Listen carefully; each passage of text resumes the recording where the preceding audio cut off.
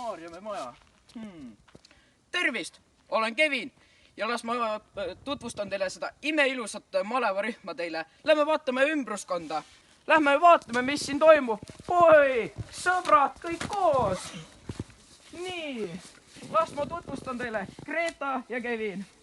Nii, ja nüüd krooni ujuma. Kõik koos. 1, 2, 1, 2. Ruttu.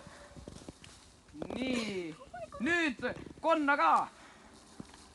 Oi, tubli on, tubli on, tubli on. Ai, ja.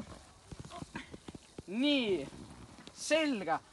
Nii, las nemad siis olla siin edasi, aga lähme meie vaatame edasi. Lähme vaatame, mis siin aias siis sees ka on. Ja, ossa, oi, ossa hullumeelsed. Nii. Ai, siin on ikka täitsa ralli ässad on koos.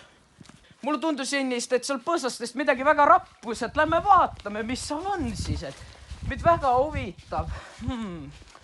Oi, armupar täiesti koos ju. Oh, tuvikesi küll. Noor armastus, see on väga ilus. Aga noh, las nemad magavad. Muidugi ma ei saa aru, miks nad siin väljas magavad. Et nagu toas on ka võimalik magada, et ei ümera veits. Nii et ma ei tea. Aga okei, vahet ei ole nendest, kui nad tahavad, las magavad siin. Aga ma unustasin teile öelda, et meil on üks imeilus saun. See on nii hea saun, et las ma näitan teile seda. Et oi jumal. Kuidas teile? Ei ole vahet. Vale ruum, ma ütlen selle peale. Aga lähme vaatame sisse hoopis, et seal on palju ilusam.